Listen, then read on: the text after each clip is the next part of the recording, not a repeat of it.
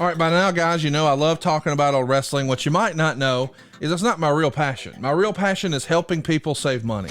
My real passion is getting families out of apartments and into houses. My real passion is getting people's finances aligned so they can retire on time. I hated going to Walmart and seeing the greeter being 80 years old. She should not be working. She should be home. Why is she still working? Because she still has a mortgage. I want to help avoid that for you. The other thing I want to help you with, let's make sure your kids don't get saddled with student loans. If you've got a student loan, why did you get one? Maybe because your parents still had a mortgage. I'm not saying that to be funny. I'm being sincere. There's only so much money to go around. What I want to help you do is figure out where you are right now and where you want to be long term. And I do it at SaveWithConrad.com. I've been doing mortgages for more than 20 years. And during all that time, we've helped tens of thousands of families change their life. I mean, routinely, we're helping our podcast listeners save $500, $600, $700, $800 a month. But more importantly, get them out of debt faster and with cheaper monthly payments. But if you don't think it can happen for you, let me just tell you this. We are not the bank. We don't say no. We say not yet, but here's how. We're going to get you a game plan on how to improve your credit, how to save a little bit of cash, and how to get into that dream house. Maybe you're already in the house, but it would be nice if someday we could put a pool in the back, or one day we want to upgrade to hardwood floors, or remodel the kitchen, or get a badass master bathroom. I can help you do all of that with no money out of pocket right now at SaveWithConrad.com. You don't need perfect credit. You don't need money out of your pocket. And if we can't help you save some cash, we won't waste your time.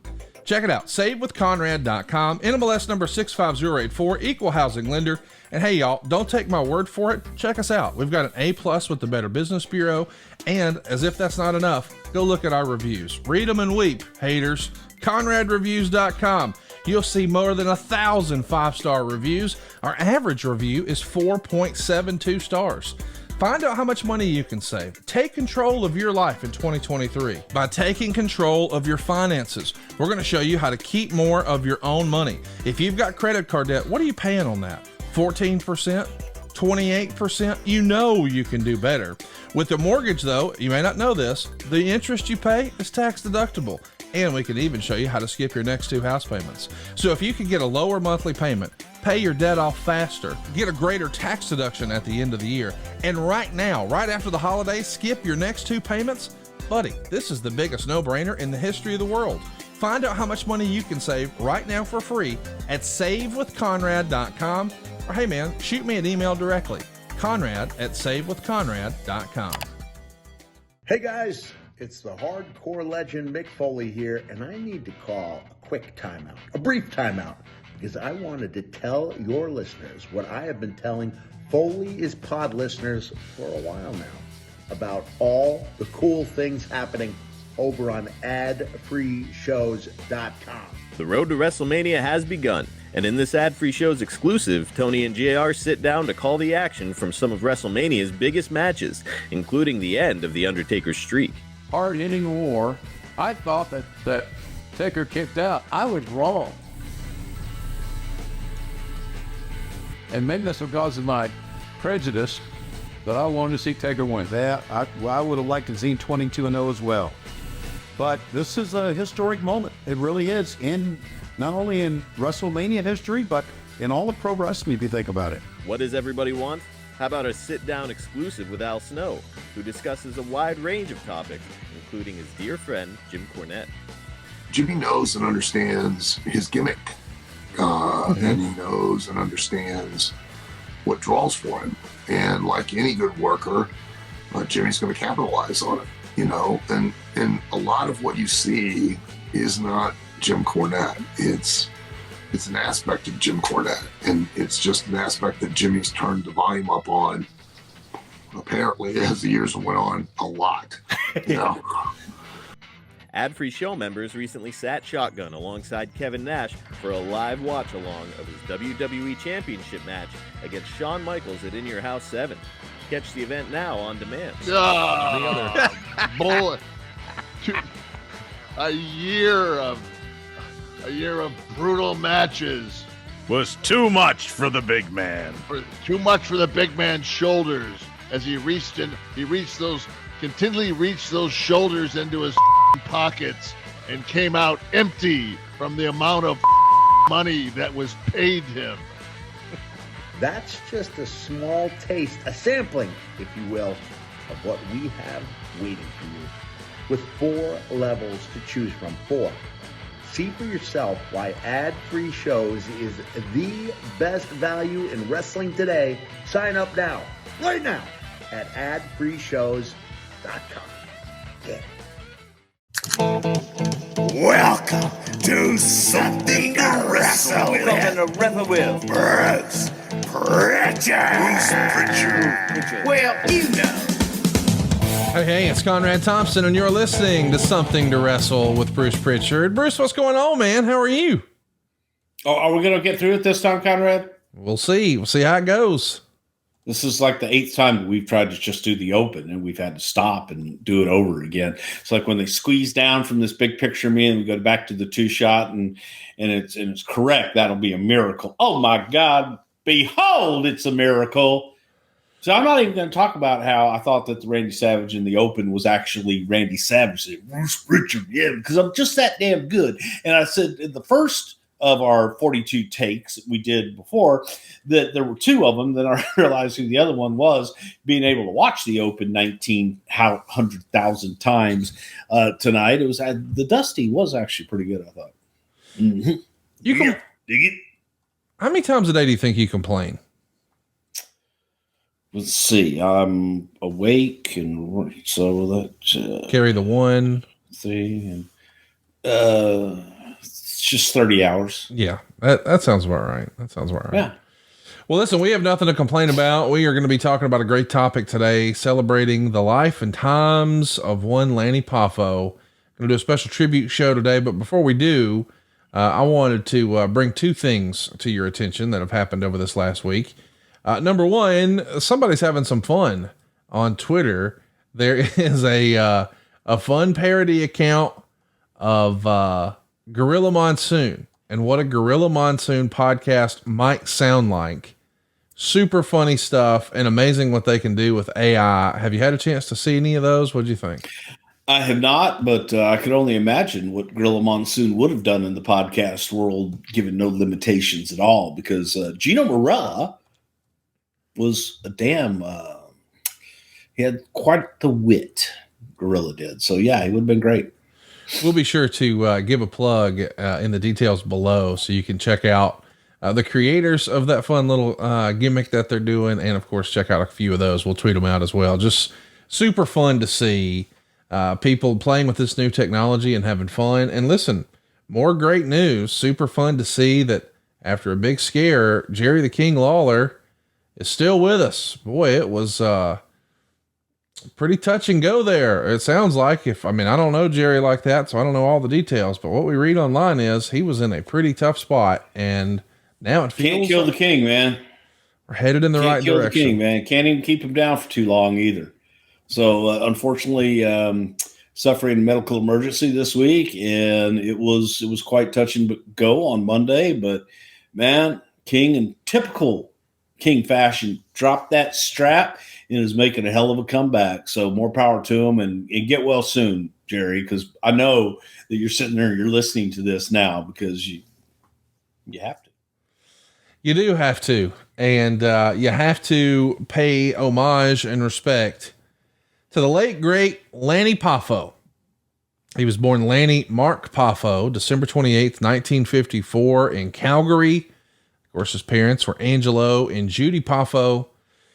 His older brother was Randy Poffo. You may have heard of him, the Macho Man Randy Savage.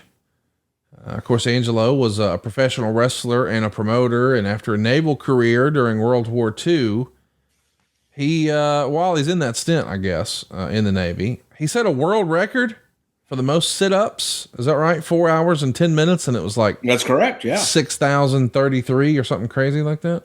He's still, man, they still have, if you go to Ripley's Believe It or Not, you'll see the little gimmick for Angelo Poffo doing the most sit-ups. So I think his record still holds true. And last time that I was at the one in Florida, in Orlando, it was up there. So pretty cool. It's amazing. Angelo starts wrestling in 1948. When do you, as a wrestling fan growing up in Texas, when do you first remember hearing about or seeing photos or live, maybe even Angelo Poffo? So, I remember as a kid, we had a tag team that came into Texas that was Chris Markoff and Bronco Lubitsch, and they were managed by George Two-Ton Harris. And then I saw pictures of Bronco with Angelo Poffo together. And I think Bronco either managed Poffo or Poffo managed him. It was something that was the first time that I actually ever saw Angelo Poffo, and that was with Bronco Lubitsch. And I want to say they were in the Carolinas working, but the lore in Paul's office, and I probably have it here somewhere. We also had we had like an 8x10 tribute to Angelo Poffo for the sit-ups with Ripley's Believe It or Not. And that was part, when you got back to Paul's office where the good stuff was, that was in the hallway on the way back there. That's super cool. And I'm curious, as a guy growing up in Texas, how did you know what was happening in the Carolinas? Was that all through the magazines? Dude, yeah, magazines. That was it. And plus, you had in the after mags, or actually the Weston mags, the Wrestler and Inside Wrestling, they had a pen pal section. And I would write to people in the pen pal section and go back and forth with fans all across the country, just talking about what was going on in their part of the country and kind of get their feedback, get them to send you pictures, get them to send you programs. And I would do the same. So, kind of trade programs and information of things going on all over the country. So there was a girl in Kentucky. There's a guy, I want to say like Charlotte or Raleigh, but I looked for the area where they were. I had one in California, in Los Angeles, had one in Minneapolis for the AWA, and then one in New York also. But really, man, it got to the point where you would just write and see who would write you back. Wow. Now, I never did get my picture, but it was cool. It was like 2 pages, and they would have a picture, and then they'd have their bio and everything, and tell them who their favorite wrestler was. I sent in my picture with my favorite wrestler, Dory Funk Jr., who just turned 82 last Friday. Taz was in one of those, by the way. When Taz was a kid, he had his photo in there. How about that? There you go. See, man, it was like as a kid, you just wanted to find out what was going on elsewhere. Didn't have cable, didn't have the resources. Sure as hell didn't have any internet. So you just had people that would write you back, and then you would find fan clubs of certain wrestlers. And look, the Bobby Shane fan club, we were members of, the Nick Bockwinkel fan club, the Wahoo McDaniel fan club, and things like that you would just try and join just to get any information about wrestling from elsewhere around the country. Did you keep in touch with any of those folks, those kids that you started writing back and forth with? Like, did you become friends and have a real life relationship with anybody? No, it was, again, when you would find those that would write back, you would kind of correspond back and forth. And then once they stopped corresponding and everything, you just kind of drop off like we do in life, just in general. But no, really didn't. And you would think that it would be an opportunity, as I turn this off, it would be an opportunity for people to come to Houston, come to Texas, and come and see what we do there. And I always wanted to go to New York. It just seems so fascinating. You see Bill Apter in the back with his little tape recorder doing interviews with the wrestlers, and New York fascinated me. California was just, because that's the only places they covered. Yeah. They covered the places where they had photographers. New York, without doubt, man, New York was the center of the world. That's where the magazine was. So everything was, the front pages were Madison Square Garden and New York City. They had pretty good coverage out in California. They had good coverage in, Chicago or Minneapolis. That was probably Norman Keitzer doing double duty somehow. But you just wherever they would have photographers that would take pictures. They make up all the stories, had the same writers writing all the same shit. But that's what you did. Super cool, man. I love talking about the good old days. While Angelo is competing in wrestling, he's largely wrestling all over the Midwest and Canada. His wife, Judy, and his 2 sons, Randy and Lanny, are of course traveling with him. Well, that means the boys are going to bounce around school quite a bit, but they do wind up spending the majority of their time in Downers Grove, Illinois. And Mrs. Poffo, Lanny's mom, remembered this quote, Randy would come home from school with his tie off to the side and his hair a mess. And I knew he'd been fighting. He wouldn't take anyone saying a bad word about his dad if he'd lose a match. Lanny was calmer. He'd walk away, but not Randy. Does that check out? You knew him as adults. That sound about right to you? That's about right. Yeah, that's definitely about right. I think once they got older, Randy kind of backed away from the business, and especially after his passing, I think Lanny became that one to step up. If you said anything bad about Randy, Lanny was right there to defend him and get in your face.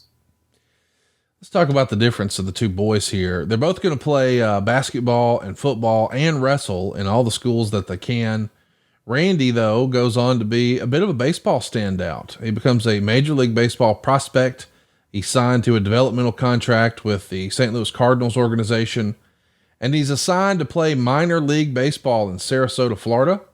Randy even makes the all-star team the first 2 years and then separates his shoulder in year 3. Tries to make a few comebacks from that injury. He signed with the Reds organization in 74 and the White Sox farm team in 75, but ultimately gets released. His baseball career comes to a close. Lanny, on the other hand, though, was the more creative of the brothers. He played violin. He was practicing photography, and he even developed a love for limerick writing. And for anyone who might not be familiar, a limerick is a humorous and often dirty poem of 3 long lines and 2 short lines. You got any good limericks? I know you've done some, like my rehearsal dinner. I guess that was a song, but it's pretty close. Well, it was a song, man. Yeah. It wasn't like I knew a girl from Nantucket if she didn't. Anyway, yeah. That's the kind of limerick thing that those are the ones I kind of know. They always involve Nantucket. Yeah. There was Nantucket, and there was mainly Nantucket. There's only a few things you could do with Nantucket. Well, see, that was good. That's usually what she wants to do too. By early 74, Lanny has joined Angelo as a tag team partner in the family business. Lanny debuted that year for the All South Wrestling Alliance based in Atlanta, Georgia. This, of course, at the time was a rival to Bill Watts Mid-South. He lost to Wayne Cohen, who we know later on goes on to become Dutch Mantel. How about that, man? That's kind of fun to think your one of your first matches is against Dutch Mantel. I know they're both young cats at the time, but it is interesting to think, because oftentimes when you hear, oh, my first match was with so-and-so, it's not somebody that maybe we would recognize their name, like Dutch Mantel. Or Wayne Coleman. Yeah, there you go. Yeah, see, something like that. Well, but you look at it, and probably folks listening to this now and any of our younger listeners that would think, well, wait a minute, man, why'd they move around so much? And why did they go from place to place? Because nowadays somebody lives in one place and they fly to every show, and that's where you live, man. Yes. But back in the day, in the territory systems, man, you went where the money was. You went where you could get booked. So for Angelo and the family, man, Angelo was going wherever the money was. Angelo was going to where anybody would book him, where he had an opportunity to make the most money. So load up the family, put the U-Haul on the back of the car, and head to the next territory. So finding a place, like Downers Grove, to kind of settle down a little bit and spend some time where he could go and do other things. But, Angelo was thrifty, but also Angelo was a family man. Angelo wanted, his family to have as normal of an existence in life as they possibly could, while still existing and trying to be in the business. So that's not always the most, just not the easiest thing to do. Throughout 76 and 77, Lanny's going to wrestle for Big Time Wrestling, NWA St. Louis, and the NWA Western States Territory in Amarillo. Of course, that is the Funk territory. Coming from Houston, when was the first time you saw Lanny? First time I saw Lanny was when Lanny came through for Watts in Mid-South Wrestling. So that title, what's a Western? That's something NWA had with Crockett. That wasn't the real Western States title. Correct. Yeah, that's the old JCP version. Yeah. So you're going to tell me about the first time you saw Poffo? Yeah, Mid-South when he came through, and he was, Lanny at that time was, best way to describe, probably a journeyman, and coming through and working kind of middle of the card and everything. Wasn't a top guy, but he was a hell of a hand, a hell of a good worker, and had the Poffo pedigree, if you will. Mm. What does that mean, the Poffo pedigree? The fact that he was a second generation wrestler, he knew how to work. I got you. I didn't know if there was like a trademark, like. No, okay. Just coming from Angelo and his dad being a hand that everybody knew. Everybody knew Angelo. Good, bad, or indifferent. Everybody knew Angelo. What was the relationship between the Paul Bosch territory and the Funk territory? There really wasn't one. Other than, for Paul booked Houston singly. It wasn't a part of a territory. It was part of Dallas territory, but it wasn't a territory in a booking office that ran more than one market. We just ran Houston. So Paul had relationships with talent, not necessarily always booking offices, because the majority of the talent came from the Dallas booking office. But the big stars, the superstar Billy Grahams that would come in, the Bachwinkles that would come in, Wahoo later on that would come in, Gino and guys like that, Moskris. Those were relationships that Paul had specifically with those talent that he could call. He worked with Vince McMahon Sr.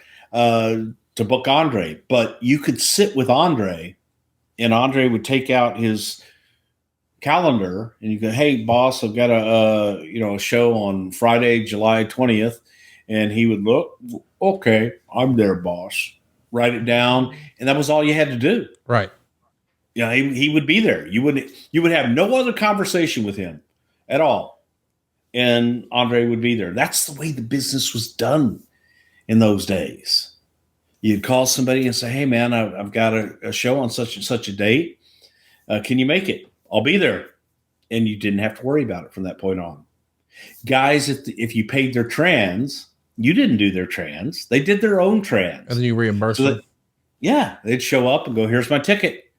And you'd look at your portion of the ticket, because a lot of times they would have, "Okay, I'm in St. Louis on Monday. I'm Chicago on Tuesday. I'm in LA on Wednesday. I'm in Dallas on Thursday. I'm in Houston on Friday." You would look at your portion of the ticket, Dallas to Houston, Houston to wherever the hell they're going, or you go get them in and get them out. So then the next promoter would do the same thing. Just take a look at your ticket. You paid your portion. You're paying one leg is what you're saying. Yeah. We know that that's a big deal for the NWA champion. He's a traveling champion. He's going to go to all the different territories. Mm-hmm.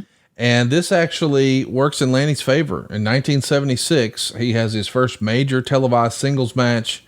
He's going to challenge Terry Funk for the NWA World title at the Wrestling at the Chase program in KPLR Studios in the Chase Park Plaza in St. Louis on May 29th. This is a big time opportunity. This is a huge wrestling show with a very loyal audience, and you're in there with the NWA World Champion. This is about as big as it gets here in the 70s, is it not? Sure, absolutely, because St. Louis was the home of the NWA. That's where Sam Mushnick, who was the president of the NWA, had his office. So Sam Mushnick ran St. Louis, and Sam ran St. Louis much like Paul did Houston. Sam just booked St. Louis. There was no territory to deal with. There was no, didn't have to worry about Kansas City. That was a separate booking office. So to be on a Sam Mushnick card and to come in and do television with Sam, that was a big deal. That was a really big deal, because that was kind of if Sam gets his eyes on you and he thinks that you have potential, he's going to call an Eddie Graham, or he'll call Fritz, or he'll call LaBelle and say, "Hey, got this kid, think there might be some potential. Can you book him and give him some work?" and let me know how they progress. If they were really hot, like a Brody and Bruiser and guys like that would come in all the time to St. Louis, Sam would bring them back once a month and bring them back into St. Louis to work and things of that nature. But being on St. Louis television and being on that St. Louis card, that was a huge, huge deal. I used to say that as soon as you became the Missouri champion, next stop was the NWA championship. If, there was buzz about you. Have you been to the Chase before? I have not. I've been to the Kiel Auditorium there in St. Louis and never went to the Chase. In July of 76, Lanny moves over to Mid-Atlantic Championship Wrestling and reforms the Poffos, but this time, not with his father Angelo, but with his brother Randy as his partner. And they're going to trade wins and losses with a number of teams that include names like Ronnie Garvin, Tony Atlas, Paul Jones, Dino Bravo, Red Bastien, and Larry Zbyszko. In 76, Mid-Atlantic was very much a tag team territory. And the Poffos probably rubbed shoulders with a lot of big talent in that territory now. Yeah. And, again, that was another place, the Carolinas, that talent could go. And look, man, the trips weren't that bad. The money was good. And same thing. It was an NWA hotbed that all those guys communicated. So you could work the Carolinas and you could go down and work Georgia for Jim Barnett and then Eddie Graham and be in the circuit, if you will. So it was definitely a hotbed in the who's who of wrestling. You go back and look at it, man, from Flair got his big break in Charlotte, and the Carolinas were very good to Ric Flair, Greg Valentine, Roddy Piper, guys like that. But there was a guy, George Scott, George was a hell of a worker. George was a big guy, hell of a worker, but not the most flamboyant guy in the world. Didn't have a whole lot of personality. He had a hell of a personality in real life. Okay. I mean, it was to talk to George, great guy, and would have you just doubled over in laughter when he would be telling stories. Very personable guy, but in the ring, camera went on, George was just vanilla. And hell of a hand, but he had a great mind for the business. And in those days, in the 70s and the 80s, George was one of the premier bookers and idea men in the business. He's one that was, that Vince tapped when Vince first went national, was George Scott. Well, February of 77, Randy's going to leave Mid-Atlantic, so Lanny sticks around and begins another singles run. He even wrestles a short feud with Tully Blanchard and eventually earns his second NWA World Heavyweight title shot. This time, it's against the world champion Harley Race. They go to a time limit draw. Doing a little Broadway action here. February 4th, 1978 in Chattanooga, Tennessee. This is, it's quite a badge of honor, to get an opportunity to wrestle the world champion on TV at the Chase like he did against Terry Funk. But to go an hour with Harley, that was high cotton back then. Well, it was also kind of the way the NWA champion worked back then. Yeah. Whoever they came into the territory to work with, most times if it wasn't a major angle, they were going an hour Broadway. Sure. And for television time, a lot of the promoters love to put the champion on. We got a world title match, and it's going to go the whole hour of the show. Pretty easy programming as well. But to be able to do that and to be able to hang in there with a guy like Harley, and I bet it was a damn good match. Let's take a time out right here because I want to ask about the idea that Lanny is getting these world title shots and not Randy. Now, granted, this is, we'll call it 77. Is Lanny he's got more experience, or Randy wasn't allowing himself to be put in those positions? Why do you think Lanny got some of those opportunities perhaps that Randy did not? I think probably more than anything would be Lanny's personality. Okay. And Randy being able to get along with people, especially at that young age. Randy was a little more volatile. I see. So, if you have your choice of who do you want to deal with and who do you want to do business with, it would have been, Well, I'll do business with Lanny. And Randy had not established himself as that big name star that you could count on yet. He wasn't there. He just had a reputation as being a hothead, and Lanny never had that reputation. Lanny very much was making the most out of his time on the independents, or I guess not even called the independents, the territories. I mean, this is way back when you could go to Portland and work against Roddy Piper, which Lanny did. And then eventually his family, I guess, become quote unquote outlaws with the ICW. Listen, some of us might not be familiar with the phrase outlaw wrestling. Can you tell us what outlaw means, at least to you? Well, outlaw wrestling was the promotion that would come up and run opposite. So if you're running Stamford, Connecticut, let's say, and somebody came in and started running shows in Stamford, Connecticut, there was usually an understanding that there were these invisible walls that people didn't cross and invisible lines and boundaries. So anybody coming in and running against the established promotion was considered an outlaw. Hence the name Outlaw Wrestling. Anybody that worked on those shows, they were considered outlaws, outlaw wrestlers. So the larger booking offices a lot of times wouldn't book talent that had the reputation for being an outlaw and being, this guy opened up. Can you believe that, against Jim Barnett in Georgia? Yeah, I wouldn't book them. They're trouble. So that was a lot of times reputation, warranted or not. I always laughed at the invisible boundaries and things. This is America, it's a free country. So there's free trade. You can pretty much do whatever the hell you want. But these promoters would get so mad. How dare someone give me competition and think that they owned the town? And you look at the Fullers and how many times the Fullers sold, Alabama, the territory. Right. And then the guy would run it into the ground and go broke. And then they'd go back and open up the territory only to sell it again to another guy coming by with the right amount of money. So those days, have thankfully gone, but it was, if you came in against them, then you were an outlaw. Right.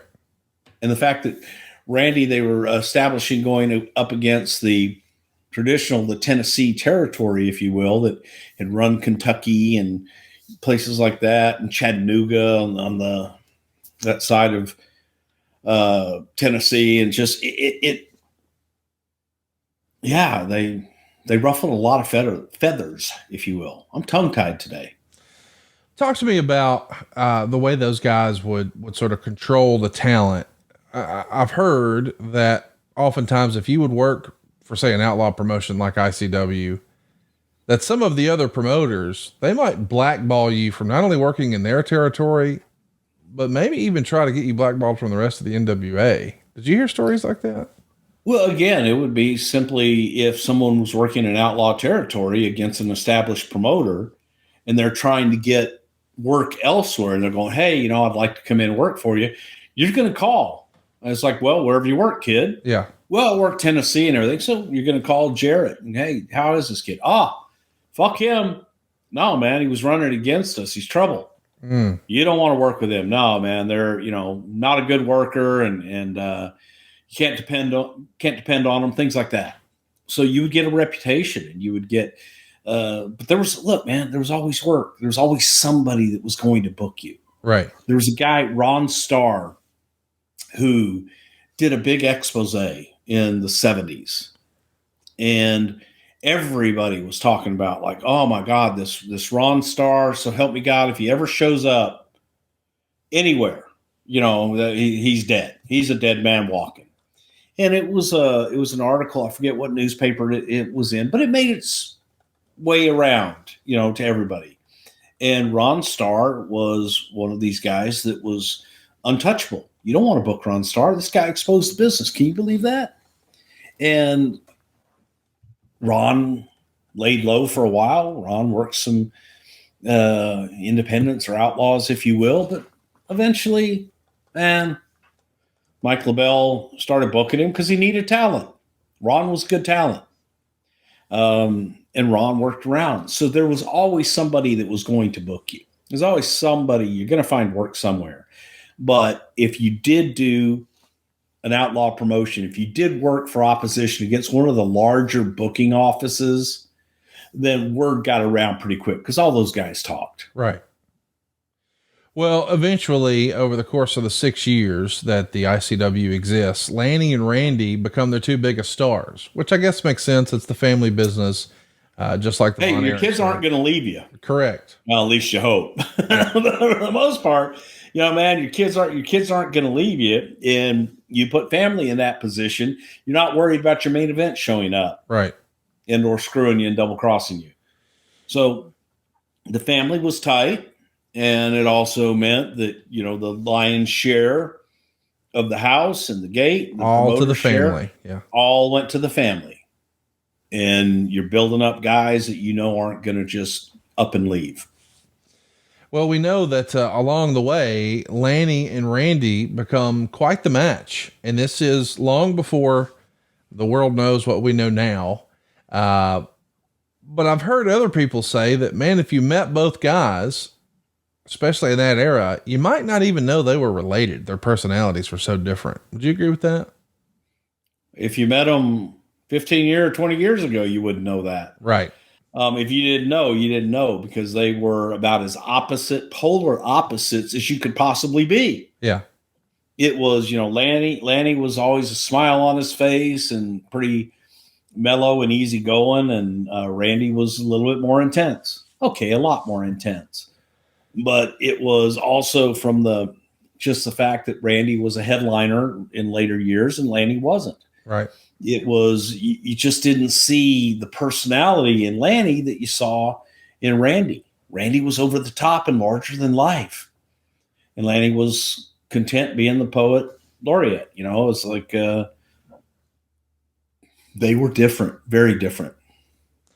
Well, we know that they're going to get their big break when eventually Jerry Jarrett and Jerry Lawler actually reach out to them, and we're going to have an opportunity to work together. And they were sort of the rival promotion for the Continental Wrestling Association. The ICW eventually folds in 84. And when that happens, Randy just goes and works for the CWA. And of course they turn all of this into a storyline, you know, maybe one of the very first invasion angles. What'd you think of that? I'm sure you read about it in the magazines, or you've talked to Lawler or Randy about it over the years. The CWA and ICW finally coming together. Well, look, in that territory, pardon me, in that territory where the audience knew that there were two different television shows in the market, and they would watch both of them. If you're a big wrestling fan, the fact that the Macho Man Randy Savage has shown up on Memphis, Tennessee television, man, that was big time, because there was something inside of you that told you that he wasn't supposed to be there. There was that feeling of uneasiness that, hey, this is different than everything else that's going on. This guy shouldn't be here right now. And that was Randy being able to do what was probably the first iterations of the shoot promo, you know, where Randy would call out Lawler and Jarrett and things like that, that it was uneasy. And fans of the product knew, wait a minute, that guy's on the other show, where they always badmouth Lawler in a way that I've never heard anybody badmouth my guy Jerry Lawler like that before. Right. Now he's in Lawler's backyard. He's in his home. And it was a holy shit moment. Yeah, it is. And Randy, Randy was the star. Randy was the star of that thing. It really was. Well, we know before the promotion folds, ICW, Lanny does a few shots for Bill Watts over in the Mid-South territory. Mm-hmm. He debuted on the October 12th episode of Mid-South Wrestling TV, picked up a win over Art Cruz. And once ICW, his father's promotion, goes under, Lanny goes to Mid-South full time, and he's going to work there throughout 1984 as both a single and a tag performer. He had, matches and runs alongside Magnum TA, Iceman King Parsons, and Rick Rude, ROOD, before he was RUDE, years before he was ravishing, I guess we could say. They even feud. Lanny teams up with Rick Rude to feud with the Midnight Express, which at the time was Bobby Eaton and Dennis Condrey. This is stuff that is happening in your backyard. I mean, they're even wrestling in the Sam Houston Coliseum. Did you go to some of those matches, you think? Yeah, it was Mid-South, man. Yeah. That was Watts' business. Watts was a partner in Houston. So that was the first time that I actually met Lanny coming through for Bill. And it was during the time that Watts had worked out an arrangement with Memphis with Jerry Jarrett and taken some of the talent that Jerry was finishing up and didn't have anything for, didn't know what to do with the Rock and Roll Express or Cornette and Bobby Eaton and Dennis Condrey and Bill Dundee and guys like that. So, yeah, this was the first time that I met Lanny, and just he had come through and was kind of middle of the card, and just a super nice guy. Just, what was your role at the time? I was running Houston. Were you really in 84, 83 and 84? You were running it? Yeah. Wow. That's awesome. That's amazing. Hey, you know what? If you go back in our archives, there's this Houston wrestling episode that we did, Houston wrestling episode. And I talk all about that. Well, I'm not arguing that. It seems like that would have happened in like 86, not 84, but I believe you. No. How old were you in 83 and 84? 83 and 84, 20, 21. That's amazing. 20. Yeah. 21. 20 and 21-year-old with influence in the office. How about that? Well, I just ran the office. Yeah. Same. Yeah. You didn't have to run anything past Paul. You're 20, just booking whatever. No, I wasn't booking whatever. Watts was booking whatever. God damn. Fuck. Yeah, I just ran I was booked, called all the finishes. Yeah, at 20. Why not? Yeah. So listen, after Lanny and Rude break up, Lanny keeps on challenging the Midnight Express. He has a series of partners against him, sort of a list of renegades, if you will. Joe Savoldi, Jose Martinez, Brian Adidas. Jumpin' Joe Savoldi. How about Angelo that? Savoldi's son, man. Yeah. Old Jumpin' Joe. Another second generation. Well, really third generation, I guess. He even does some intergender tag matches long before that's super popular.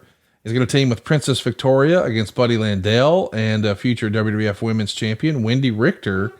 He has a couple of quick shots over in Texas. You laughing at Wendy Richter? You got something on that? No, I'm laughing at Buddy Landell actually, and the this was right before Wendy went to New York. Right. So Wendy had been, how's a nice way to say it? Wendy she's a large person, tall, big frame and everything.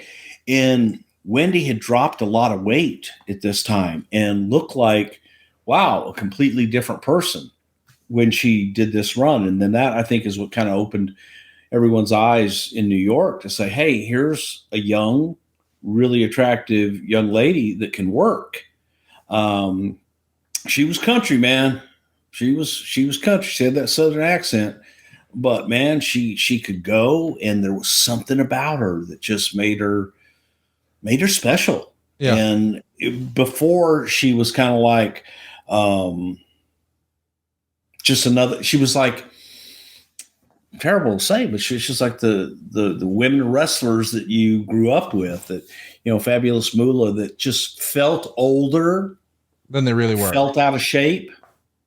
And Wendy now comes in, man, she had gotten herself in great shape and was young and just had a special look about her and a fire that the women wrestlers of yesteryear did not have. Right. They went through the motions. They were an attraction, and they only came through 4 times a year. Maybe you would get to see women wrestling in your area, and it would always be, on the side of the advertisement, girls and midgets. Right. And that was like, the 2 lines that this is a special night because, you've got women wrestling. So it had changed, man. That was that was where the change started to happen. And that's where she really got noticed, because she had got herself in tremendous shape. After 2 shots for Paul Bosch's promotion, losing to Barry Orton and Gina Hernandez, he's going to join his brother Randy in Memphis for the CWA. Lanny and Randy would compete as a team there and feud with the Rock and Roll Express and the Gilberts, Eddie and Tommy. They also compete every now and again against Jerry Lawler and Jimmy Valiant. And the Poffos' tag success leads them to chase the Fabulous Ones for the AWA tag team titles, or the Southern tag team titles. And they do that through March and April of 85, but they come up short each time. And then about halfway through 85, they get the opportunity to come to the WWF. This is a time in 85 when Vince is really trying to swallow up some of the smaller territories and expand his footprint and go national. He's trying to pick up some of their TV slots. From your perspective, and I know we're talking about with the benefit of hindsight now, but at the time, let's call it 85. Before you're there in 87, would you have considered it controversial to go work for Vince McMahon? No. Oh God, no. Okay. No, it was, I think that there were, so for example, if Vince was coming in to your area and doing better than you were, then it was frowned upon. But I think that most of the promoters, at least, 84, 85, oh, he's going to try this. We're just going to kill him, or he has no chance whatsoever, he being Vince, whatsoever, of coming into my market and actually being able to promote successfully. And everyone concentrated on beating Vince instead of taking care of their own product in their own markets. And that's where Vince capitalized, because everybody, he was worried about his business. He wasn't worried about what they were doing. Didn't care. But they were worried about what he was doing. Right. And that was their downfall. So to the talent in particular, man, Vince, that was the golden ticket, because they heard about the money these guys were making. And it was, you're traveling all over the country. You're getting booked. You're getting booked and they're making money. So those are 2 things that are music to the ears of talent. In addition to that, like, you don't have to move around from territory to territory. You can stay put. You like Florida? Go live in Florida. And they'll fly you around to wherever. You've got a family. You can put them in one place. Keep the kids in school. Whatever you want to do. You have a home base to come back to. And you don't have to worry about in 6 months, moving halfway across the country just to have a job. So that was the lure. That was the golden ticket. Oh my gosh, man, I got to New York. And again, it wasn't for everybody. There wasn't, not all the talent wanted to do that.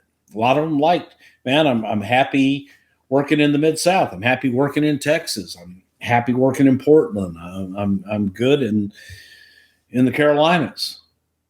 So it was, but again, if you made it to New York and you made it in New York, right, then by God, that was, you can make it there. You can make it anywhere. It's up to you. New York, New York. Yeah, I can't. It was close. Hey, it's an A for effort. Really. A for effort. I can do Steven Tyler, but yeah. No, let's not. Lanny debuts in the big time, the WWF, June 17th, in a big way. He teams with former heavyweight champion Pedro Morales to defeat Barry O and J.A. Rizzo. It's that week's edition of WWF Championship Wrestling, taped at the Mid-Hudson Civic Center in Poughkeepsie, New York. Then he goes on to have a series of television and house show singles wins over Mr. X, who is Danny Davis under a hood, Rene Goulet, and Moondog Spot. He goes undefeated for about a month or so, and then unfortunately settles into a bit of an enhancement role. Throughout the end of 85, he's going to be working with and doing the favor for Terry Funk and Bob Orton and Iron Mike Sharp and Adrian Adonis and Bret Hart and Nikolai Volkov and Don Morocco and Brutus Beefcake and King Kong Bundy and Hercules Hernandez. You had met Lanny when he came through Houston. Now you see him on WWF TV. What'd you think? I mean, again, Lanny was what we would call a solid hand. He was a good worker, but didn't have a larger than life personality that you would go out of your way that you want to see work. It was, again, his work was good. He could do everything. He was there for everything you wanted him to be there for, but it just didn't necessarily connect with the audience in that big way where I'm going to go and pay money to see him on a weekly basis or whatever. But, watching him in New York, hey, he had a role and he had a steady job. The Poffos, of course, never officially reunite in the WWF. Randy Savage is going to lean into a new persona that maybe he always had in his back pocket, but the Macho Man becomes a huge star. Meanwhile, Lanny is going to become Leaping Lanny. His offense is pretty innovative, especially for the time. He's got an aerial attack that includes moves that are pretty big deal for 1985. Moonsaults, backflips, senton bombs. And then he even introduces poetry as part of his character. And he would actually write. Let's read this here on here. The World Wrestling Federation has caused a culture shock in every phase of our society, from classical to rock. In triumphant jubilation, every social class is one, with a single common interest, just to have a little fun. I've seen the rapture in the eyes of the fans of every nation. You made us what we are today, the World Wrestling Federation. That was my best Lanny Poffo. That's pretty good. Yeah. Leaping Lanny Poffo. Yes. Based on all the stories I've heard this week, I guess the original idea was he saw someone doing something similar and decided, hey, Frisbees are popular. I'll do Frisbees. And he would actually handwrite something. And then, of course, WWE being WWE made it into merch. How about that? Absolutely. And every time he would write the poem would be in the Frisbee, and then Lanny would sign it. Yes. And then he would throw the Frisbee out to the audience. So every poem that you heard from Lanny wrote. And they were all different every night. That's pretty cool. Yeah. Also pretty cool. Back there, like guys sit back there and go over their matches. Lanny would sit back there and go over his poem, rewriting it, scratching it out. And dedicated. I'm not saying anyone is ever going to credit Lanny Poffo with creating the moonsault. He himself says he saw it on a tape from Japan, but he could do it. So I think a lot of wrestling fans saw Lanny Poffo do the moonsault before anybody else. And I'm curious from your perspective, what'd you think of Lanny's moonsault and this hot new approach? I mean, this is 85 and we're doing backflips and moonsaults and senton bombs. Was this controversial to you or just the evolution of the business? Well, no, for me, because again, coming from Texas and seeing a lot of the luchadors. Yes. First time I saw it, man, Chavo Guerrero did it in the 70s. And it was a moonsault. Something. Yes, moonsault in that style. So Lanny to do it as a heavyweight, though, it's a big deal. That was unique. Yeah. And, Lanny was able to do a lot of things that a lot of other heavyweights couldn't do. And hence the name Leaping Lanny, because he could leap and he was Lanny. Listen, I realize that now in hindsight, some of us might hear that and think that's kind of a lame gimmick, but for 85, man, having Frisbees was pretty cool. I mean, and being able to do that move, that's pretty cool. Now I understand nothing's as cool as the Macho Man, but there's only one Macho Man. Dig it? Yeah. On October 5th. Freak out. Oh, yeah. Go ahead. Yeah. October 5th, 1985, there's a Saturday night's main event. Leaping Lanny is going to recite a poem at Uncle Elmer's wedding. Unker? Unker. You want to hit us? I'll try and do this one then. Let's do it. On this auspicious occasion, a loving commitment for life, Joyce Statsko and Uncle Elmer are united as man and wife. Unselfishly, they share their love with every single wrestling fan who supported Uncle Elmer, a wonderful, big-hearted man. And we thank them for this moment so the multitudes may see the joy of the Holy Spirit through the family of NBC. I mean, really, I know that this is a little silly when we think about this, but everybody has established long ago, wrestling weddings are a ratings draw. And so to have one, not just on your syndicated show, but on freaking NBC, and have everyone be quiet and listen to Lanny do his thing. This is a pretty big damn deal for Lanny, is it not? It's NBC. Sure. Yeah. Well, this is just like one of many big deals on NBC, as we'll talk about a little bit later with Lanny. That Lanny was, maybe the first, but by God, it wasn't the biggest and the best. But yeah, a big deal, man. Think about that for a guy like Lanny that is grown up in the business, moved all over the place. Now he's in this huge organization and he's appearing on network television in a featured role. That's fucking good shit. Yes.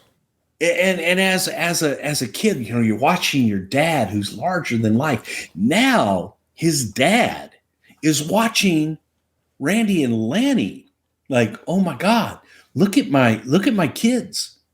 And just Angelo was so proud of both of them. But you look at it through both lenses.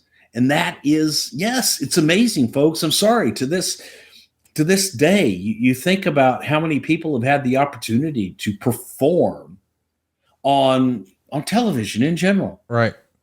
Nowadays with cable and every kind of trash reality show you can possibly think of, more people have that opportunity. But you go back to 1985, cable was just, the cable boom had started and things like that. But to be on broadcast network television, man, that's a big deal. That's things that you just dream about. And a performer like Lanny is looking at it and going, oh my God, I made it. I'm in the big time. Right. He could have, terrible save due to his passing, but he probably could have passed the next night and been happy. Because that's a hell of a moment at that point. It is a big moment. In early 86, we see the character evolve again. He's no longer just the gymnastic poet. He's also going to start coming to the ring in full suits of armor. He did an interview in 2005 where he says, "It was theatrical armor that you would use if you were going to play Sir Lancelot in Camelot, but it was not real armor. It cost me $1,800, and it was an idea I had of how to get over in this business. It worked to an extent, but it didn't set the world on fire, but at least I was trying."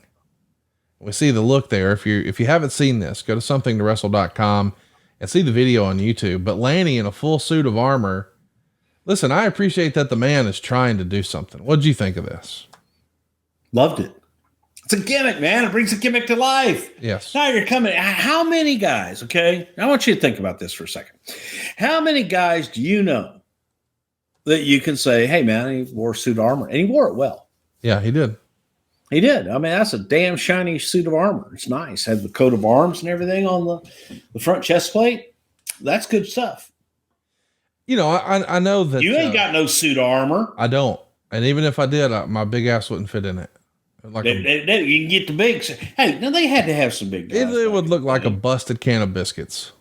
No, man. It would be maybe like you're wearing a giant can of dog food or something, but still, nonetheless.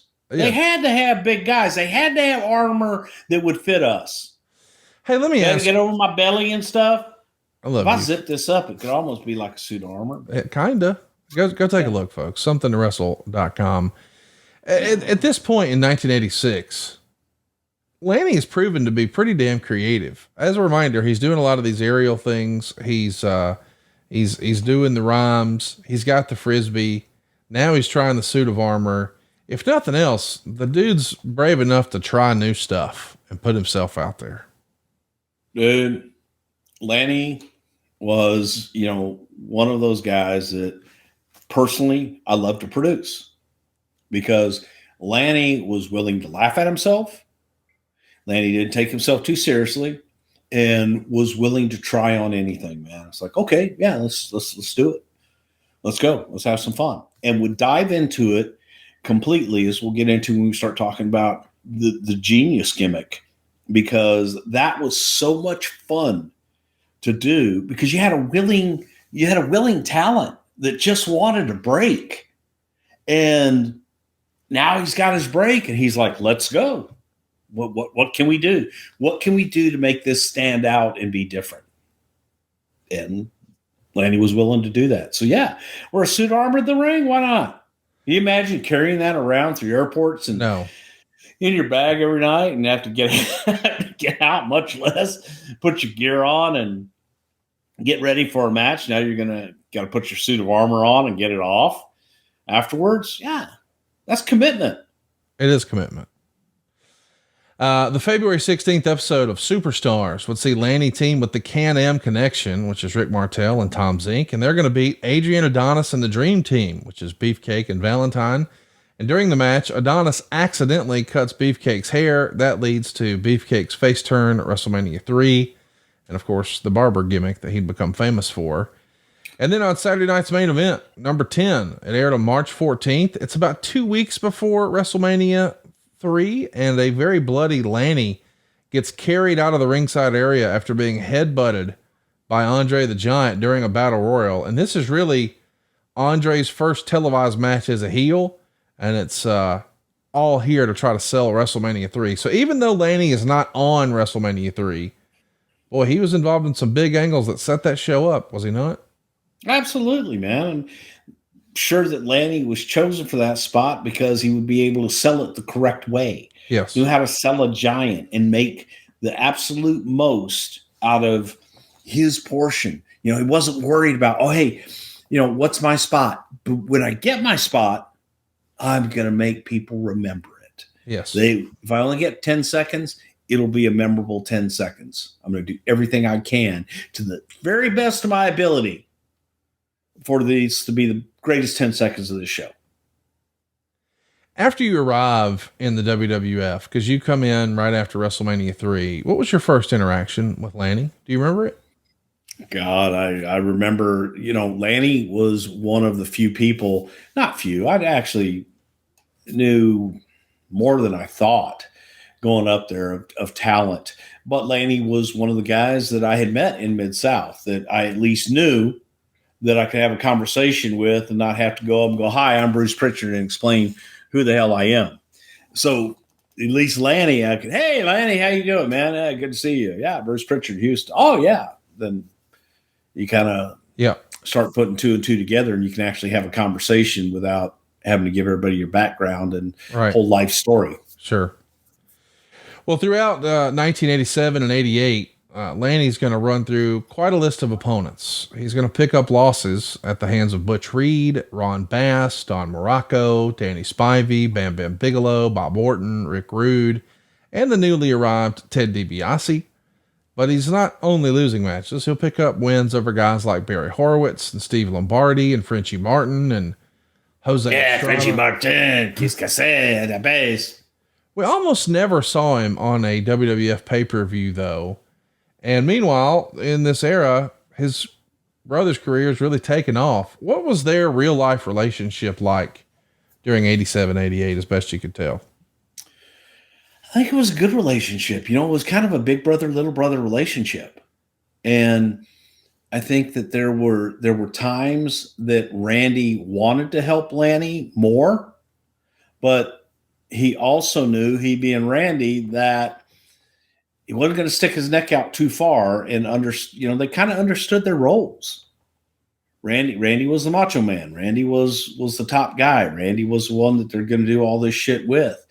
And I don't know. Lanny had been Leaping Lanny and the Poet Laureate for so long. I don't know that Randy wanted to brush up against that. Yes. If you will.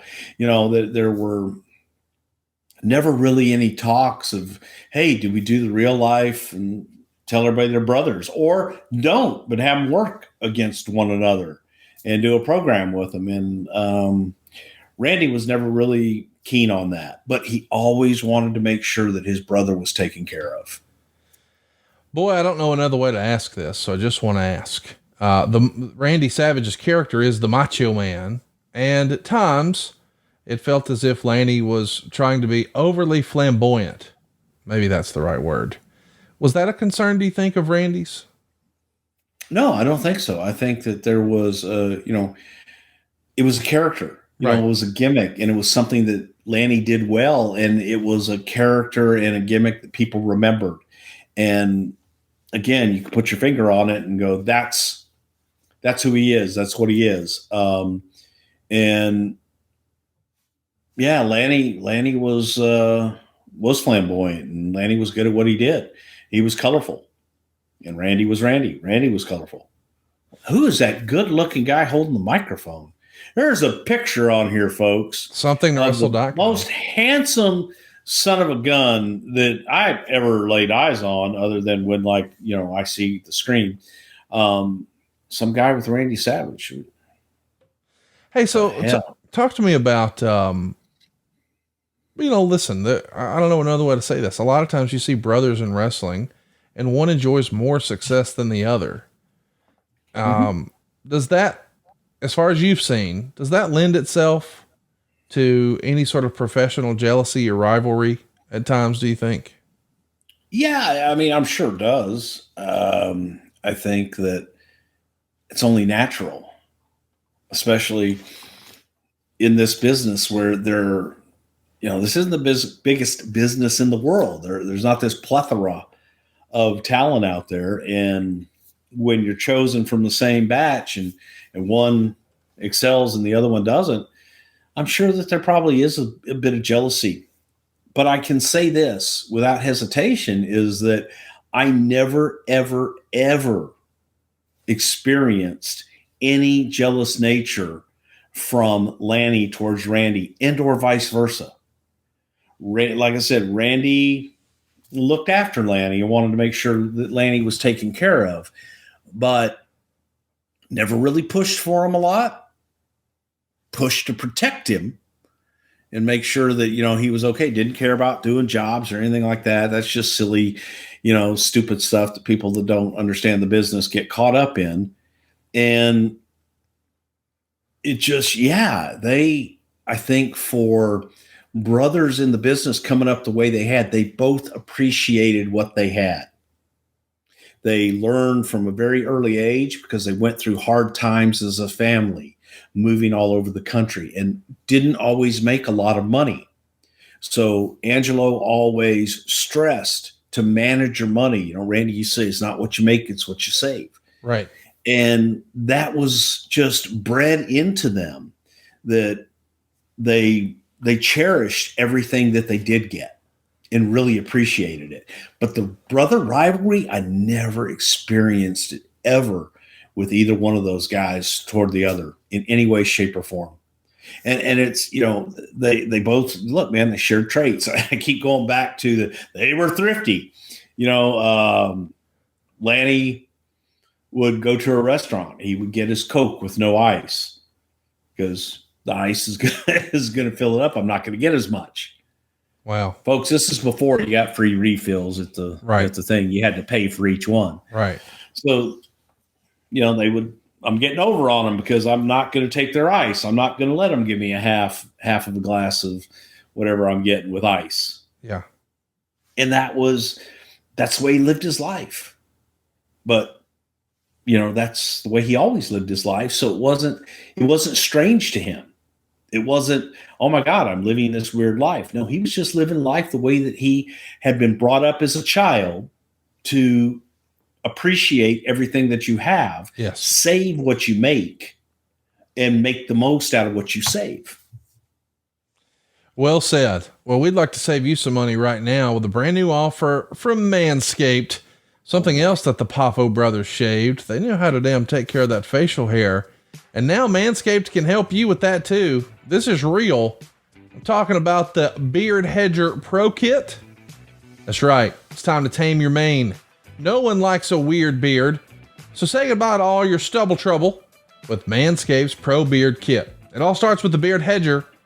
This is maybe my favorite of all, because if you've had one of these before, you know that they're going to send you like 20 guards, and you essentially have like a junk drawer in your bathroom for all the different guards.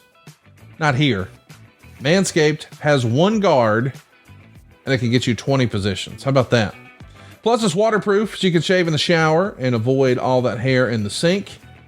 And the blade is tough on hair, but smooth on your face. And they've even got some dermatologist tested formulations for your post-trim care.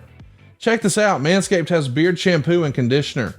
Remember now, the hair on your head is more coarse and easier to damage than the hair on your head. So you need a different set of shampoo and conditioner. They've also got beard oil, which is going to relieve both the dryness on the beard and the skin beneath. Even adds a little bit of shimmer and shine. And then beard balm. Going to help you shape, style, moisturize, just give you that more sculpted look. And the Pro Beard Kit also comes with 3 free gifts. You get a beard brush, a comb, and scissors. And right now you can get 20% off and free shipping with the code STW at manscaped.com. That's 20% off with free shipping at manscaped.com when you use the code STW. Manscaped's Beard Hedger, 1 stroke, 1 guard, 20 lengths. Manscaped.com. Be sure to use that promo code STW. Man, that's a good beat right there. You like that beat? Yeah, it's mellow, man. I could rock with it. I think the genius. This is kind of some of those guys on WKRP in Cincinnati did the midnight shift. Venus Flytrap. Yeah. Yeah, this is kind of shit Venus would be rocking out to, man. Well, have the fro rocking. Things weren't so mellow in 1987. There's a pretty legendary riff now, I guess, between the Poffos and Vince McMahon. It all happens when there is a Legends Battle Royal booked for the Meadowlands Arena. As the story goes, Randy has explicitly asked that his father Angelo be invited. The Legends Battle Royal would include Lou Thez, The Crusher, Sailor Art Thomas, Nick Bockwinkel, Ray Stevens, Kangaroo Al Costello, Pat O'Connor, Rene Goulet, Gene Kiniski, Bobo Brazil, Dominic DeNucci, Tony Gurria, Gene Kiniski, Killer Kowalski, Pedro Morales, Arnold Scotland, and Chief J Strongbow, but not Angelo Poffo. And I guess the Poffos were pretty upset. Lanny, I believe, has actually put the blame mostly on Pat Patterson, who was handling a lot of the booking at the time. And he says, quote, Pat Patterson did everything he could to undermine our family from day one. Don't ask me for the reason. There is none. Some people just don't like you. Some people misuse their power. Pat had a lot of pull. Vince dealt with the macro decisions, and the little stuff was left to Pat. Listen, you were there when all of this happened. What do you remember about the rift and the way the Poffos felt about their dad being excluded? Complete misunderstanding. And the Legends Battle Royal was something for the Meadowlands. The majority of those names were guys who had worked. I think all of them had worked for WWE at one point in their career. And it was, one night, the special event of names. Angelo, I don't think ever came up in the discussions as far as who to bring in. Whether Randy went to anybody or not, I have no knowledge of. I don't know. But I'll tell you that's how that battle royal came about. And then after the fact, when Randy was upset over it, Pat flew to Tampa. Pat got on a plane and flew to Tampa to meet Randy and goes, let's sit down and have a drink. And went into the bar, sat down and had a beer. And Randy told him, I don't appreciate that you didn't have my dad there. You had everybody else there. You didn't have him there. and Randy felt disrespected. And Pat said, Randy, never in a million years would we disrespect you or your father. And it was just, his name never came up. Right. It wasn't something that we said, oh, hey, let's bring everybody but Angelo Poffo.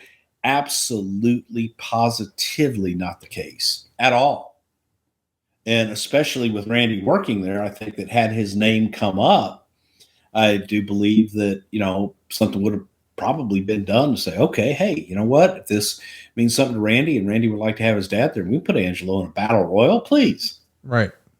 Of course they would have. So from my vantage point, and I was, on this, actually, I was kind of half-ass in the middle, but more on this side of things from the perspective of booking the show and looking at an event for one night in the Meadowlands. I don't know that Angelo's name ever came up, and I don't know if Randy ever brought that to Pat. Definitely Randy brought it up after the fact. Yeah. And when Pat heard that, Pat wanted to see Randy face to face and talk to him about it rather than pick up the phone, and have a phone call. It's like, no, I'm going to, punch me. But Pat flew to Florida to confront Randy. So please, Randy, there was no animosity at all that I've ever heard of with Angelo, with Vince, Pat, or anybody. Never. So that's just a complete misunderstanding and simply not true that Pat did that maliciously in any way. Did Randy accept the apology and the gesture of Pat coming all the way down? Okay. Yeah, Randy definitely did. Again, Pat took the effort to jump on a plane and come down and fly to Tampa to see him and talk to him. So that in and of itself, tells you something right there. But think of how silly that sounds. They booked this thing and purposely left this guy out. Doesn't make sense. I agree. There are a lot of guys that old timers that weren't in that battle royal. Thousands. So, yeah, exactly. Well, listen, let's talk about this. Lanny did not enjoy a lot of in-ring success in 87 and 88, but he does have some interesting ideas outside of the ring. In 1988, he publishes a collection of limerick poetry called Wrestling with Rhyme by Lanny Poffo. You can take a look at that book over at somethingtowrestle.com. I got the old graphic up there. It's really a rare collectible these days. You can spend up to $400 if you find one these days. And this is long before there's really like a rash of wrestling books that we have through publishing houses like HarperCollins. Do you remember the WWF having a hand in helping Lanny get this book published, or is this something he did all on his own? Yeah. Something he wanted to do, and it was a nice novelty item, and why not? Didn't really cost anything that time. Majority of them, I believe, were either sold at venues, and I really don't know how else. I don't know. There was a big distribution for it, but we definitely did sell it at venues. The poem on the back of the book is the same one we saw in the Frisbee too, by the way. You want me to read it again now that I can actually read it? Sure, go ahead. The World Wrestling Federation has caused a culture shock in every phase of our society, from classical to rock. In triumphant jubilation, our social classes won with a single common interest, just to have a little fun. I've seen the rapture in the eyes of fans from every nation. You made us what we are today. World Wrestling Federation. We know that the genius, I love that pose. You folks, go see this for yourself. Somethingtowrestle.com. Goodness gracious. Damn clouds. I saw people Photoshop you yelling at the cloud last week. They've already put you on the newspaper. Well, it's fast. Dude, the clouds around here, when you get up here, you'll understand. Yeah. Well, I'm looking forward to being there. I mean, not being there a month from now. Right. Lanny reinvents himself in the spring of 89, and he's going to call himself the Genius. He debuts the character April 22nd at the Boston Garden. And unlike Leaping Lanny, a babyface with aerial moves and heartfelt poetry and antics that might outwit his opponent, the Genius is an obnoxious know-it-all that uses his intelligence and poetry to mock opponents and put down the fans. And this is when he really adopts the more effeminate mannerism and exaggerated gestures. He's looking for heat. He's trying to check all the boxes here, is he not? Yeah, but see, here's the thing. It's one of those situations where when you're in the moment, you lose sight of what's really happening around you. Lanny with the poems, think about it, man. You're sitting there in the audience. This guy's reading poetry at a place where you want to see some action. Yes. Yes. And he's reading poetry to me. Really? Yes. Screw this guy. And tapped into that. It's like, the feeling you get when you hear someone reading a poem like I just did feels like they're talking down to you. Because I can make words rhyme. I can do it anytime. It's like, see what I did there? That's good. Right off the top of my head. But when you have that feeling, you can't really articulate a lot of times why I don't like them. Right. You just know you don't. You don't like them, and you don't like them because they're giving off an air that they're better than you. Right. Because they can rhyme in time. Make him the Genius. Make him better than everybody else. Make people understand why they are inferior to him. And if somebody calls themselves a genius, automatically you want to hate them. What makes you smarter than me? What makes you a genius? Because I fit back in, I was a genius then, baby. It's like sitting here thinking, and then all of a sudden a lightning bolt comes out the sky, boom! And all of a sudden I got this idea. It just comes forth. There's a dream right there on my wall. What the hell? Sometimes I amaze myself. I look around the office and go, oh, yeah, okay, there's me and Bobby. Okay. Sorry, I digress. Yeah, I have these moments sometimes. It's a senior moment. Did Lanny come up with the Genius idea, or is this something out of the old box of gimmicks? I want to say that it was kind of a collaboration. I want to say that Vince and Pat came up with it, and then we kind of tweaked it from there and made it a little larger than life, if you will. Played with it some. The whole idea of dressing in a graduation cap and gown, I think his dad actually did that once back in the 70s, right? I believe so, yeah. So that's an homage to his dad. Yeah, and Professor Boris Maximilianovich Malenko used to wear a cap and gown as well. Yeah. Nice little gimmick there, Connie. Nice little gimmick there. Cap and gown means you're graduated. Whether college or high school, everybody graduates sometime. You understand what I'm saying there, Connie? I got you. If I had a cowboy hat on right now, I'd be. Well, we can get you one. I'll have you one. I got one. I got a nice one from JBL's wedding in the closet. The Genius starts a winning streak, not only on the house shows, but on TV. He's even going to pick up wins over Jim Powers and Paul Roma. That goes from like April to August. And then he suffers his first loss at the hands of Coco Beware at a house show in Memphis. Of course, that's Coco's old territory. They're going to trade wins and losses through November. And then the Genius appears in his very first main event title match. It's the November 5th edition of Saturday Night's Main Event. I guess this would have been Saturday Night's Main Event number 24. And it's Hulk Hogan defending his title against the Genius. But the match is really just a way to have a backdrop for the building rivalry between Hulk Hogan and Mr. Perfect. And the Genius had just started partnering with Mr. Perfect a little bit off and on. Halfway into the match, Mr. Perfect comes to ringside and sticks chewing gum on the belt. And the distraction leads to Hogan being counted out, and that allows the Genius to pick up a victory. That's right. The Genius beat Hulk Hogan on Saturday Night's Main Event. And, of course, this is a real shocking angle here because Genius and Mr. Perfect have stolen the title, and then they're going to destroy it on live TV. And this is the first time Hogan has lost on TV since the old Screwjob loss to Andre the Giant in February of '88. Hulk Hogan losing on TV, not all that common, even if it was a DQ. But nobody was talking about that after. They're all talking about the destruction of the belt. This is a big time, all time angle here, is it not? Yeah, it was awesome. And Hulk doubted, the validity of the gimmick of the genius. And Vince said, when he's selling out and beating you on top, you're going to have a different feeling. And he did, right there in Kansas. It's either Topeka or Wichita that was. But yeah, it sold out. Genius versus Hulk Hogan. That's amazing. And the Genius won. Genius beat Hulk Hogan. It's right there in NBC's Saturday night's main event, man.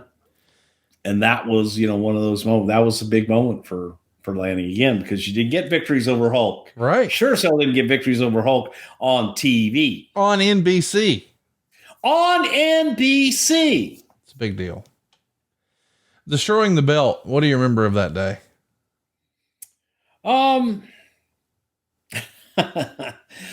Internally, I remember thinking that I was going to laugh my ass off if Perfect hit that thing with the hammer and it didn't bust the way that we thought it should or would. Yeah.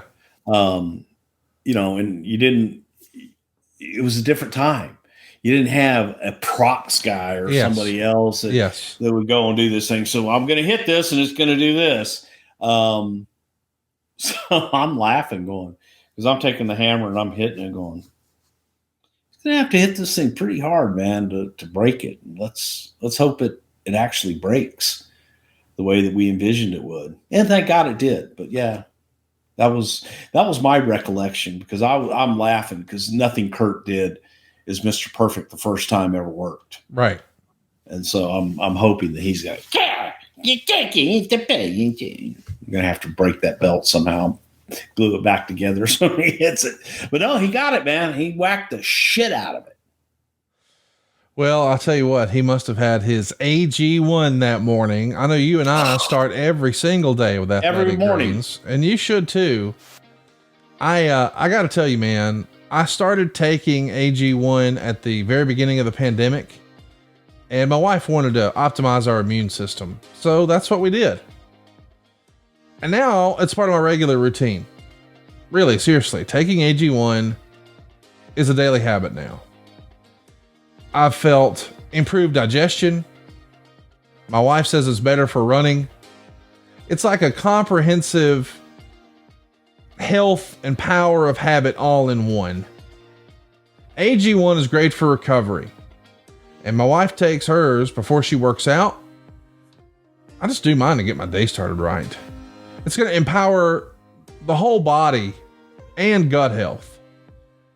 It inspires my wife to work harder in the gym.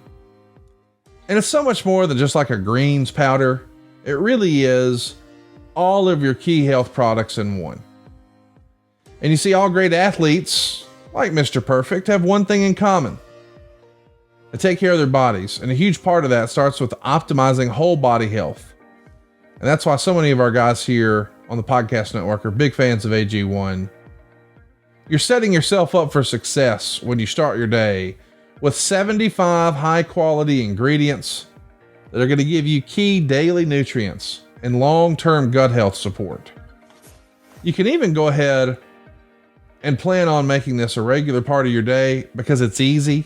I got travel packets. But if you're like me and you just got the tub at home, it's just one scoop and a cup of water every day. That's it. Think of it as like your all-in-one nutritional insurance. It's a comprehensive solution that you need from your supplement routine. Athletic Greens is giving you a free 1-year supply of vitamin D and 5 free travel packs with your first purchase. Go to athleticgreens.com/wrestle. That's athleticgreens.com/wrestle. Check it out. So listen, man, this Saturday night's main event is a big deal.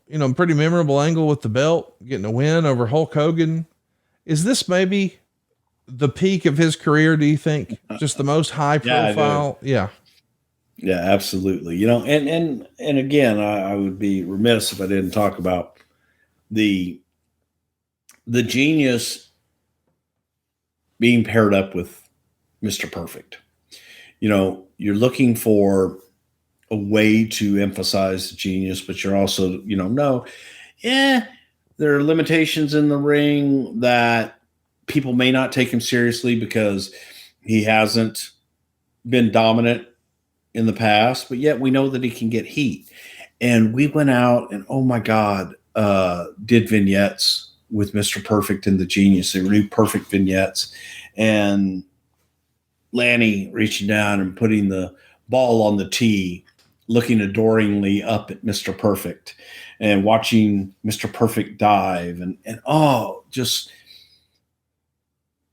you talk about a fun 2 days with those two. Holy cow.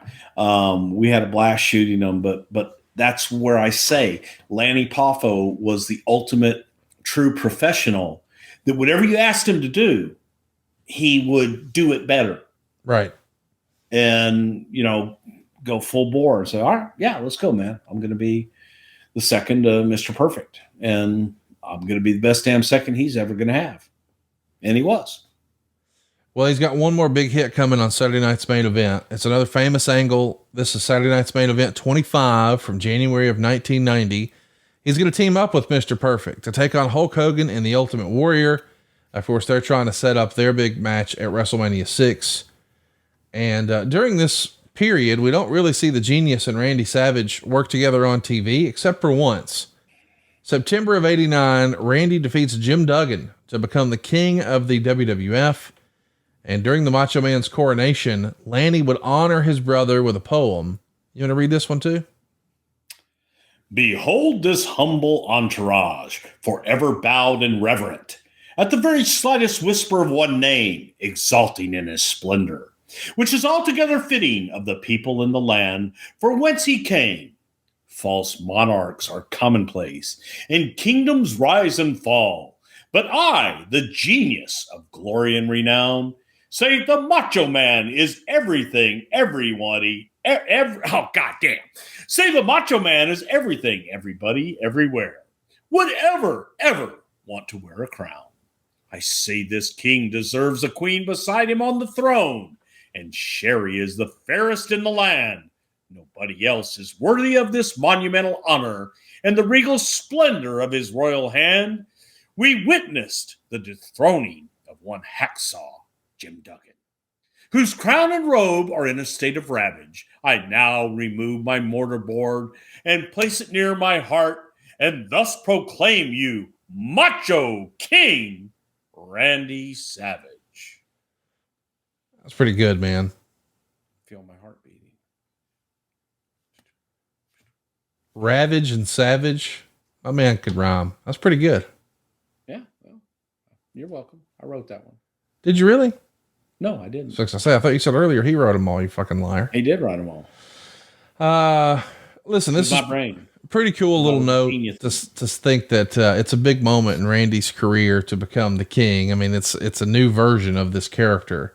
And when he gets it kicked off, there his brother is right beside him on TV. He's also going to make his first pay-per-view. Couldn't get anybody else but him to do this. Well, him to Lord Littlebrook. He was good when he did it with the little fellow. The scroll. Okay, go ahead. Yeah. Mm-hmm.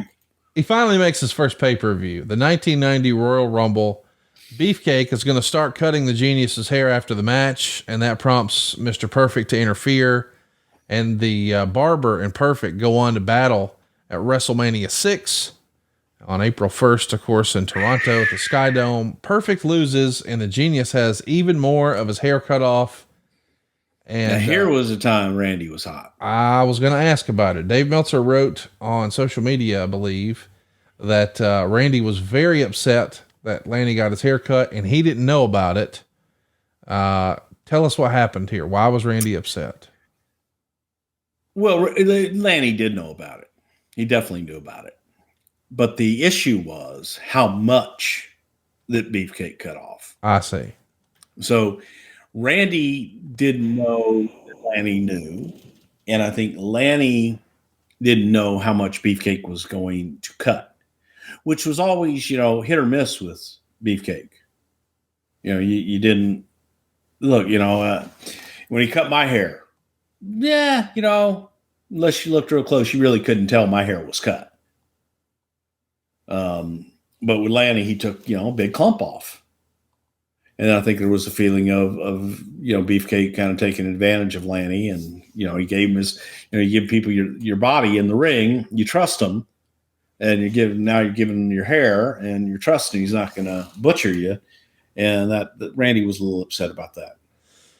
I'm not asking this to be. Randy, wasn't a big fan of Beefcake anyway. Well, that's what I wanted to ask. I wondered, was this an issue that he had with Beefcake, or did Randy know, hey, Beefcake is sort of Hulk Hogan's riding partner, if there was such a thing, his quote unquote brother. Did he think there was some Hogan stuff afoot? We've always heard that Randy was paranoid. No. Okay. No, I think it was more of taking advantage, and the fact that the guy that Randy felt was taking advantage was somebody he didn't really care for. So to cover up didn't take a lot. The bad haircut, and to sort of sell the haircut that Brutus Beefcake gave him, the Genius starts wearing absurd wigs, and he even wrestles with collegiate headgear on. You're welcome. In order to keep that on, which, by the way, we would see Kurt and others do later, but Genius is doing it here, and it sounds like that was one of your genius ideas. Yes, it was. There you go.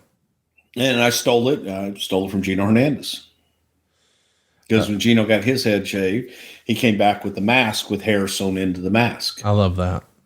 Yeah. One of the greatest things I ever saw. And to this day, I haven't ever seen anybody do it properly with the mask and the hair and all that shit. I want a Cornette to do it. God damn, stupid. The end of the Genius program with Beefcake and Mr. Perfect's new alliance rather, with Bobby Heenan means Poffo is back to working with Coco Beware. He's going to slide down the card for the rest of 1990 and into early 91, mainly working house shows. He's going to have some losses to Dustin Rhodes and Bret Hart and Jim Duggan. Does it feel like we're trying to find something for Lanny to do after the Mr. Perfect run? Yeah. I mean, look, it's hard to come down from there. You're on top with the top guy, and then all of a sudden you're not. Bobby's moved in, and it's okay, what do you do? Well, it goes back to work, and that's where he started. So yeah, keeping him employed, keeping him going. Let's mention that he has a match in March 27th, 1991 against Bret Hart. And then he's going to take essentially 3 months away. He's going to work as the Genius gimmick in New Zealand for Arena Wrestling Alliance. He's even going to work in the UWF against Boris Zukov, and Chicago's Windy City Wrestling against Ken Patera. This seems kind of weird. He's out of the family for a few months.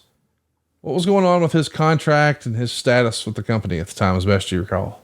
God, I have no idea, really and truly. I believe it was just one of those situations where, take some time away, go away, learn a new hold, and let's see if we can reinvent you when we come back and see what happens. But best out of sight, out of mind. It doesn't last long. He's back in just a handful of months. He comes back in June, actually. But he only wrestles a few matches. In September of 91, he's going to take on managerial duties for the Beverly Brothers. And he's occasionally going to team with them in 6-man tags against the Bushwhackers and Jim Neidhart. And as a reminder, this is not too terribly long after the Hart Foundation split up. What did Lanny think of the transition to managing? And look, Lanny was managing perfect. I wasn't there during this time, but I think that Lanny would look at it as, I've got a gig. Yes. I've got a gig and I'm able to do something. Knowing him, he was just happy to work. And hey, it's funny. Lanny wasn't one of those people that wanted the free handout. Right. Lanny wanted to work for his money. Lanny wanted to do something, to be a part of something, no matter what it was.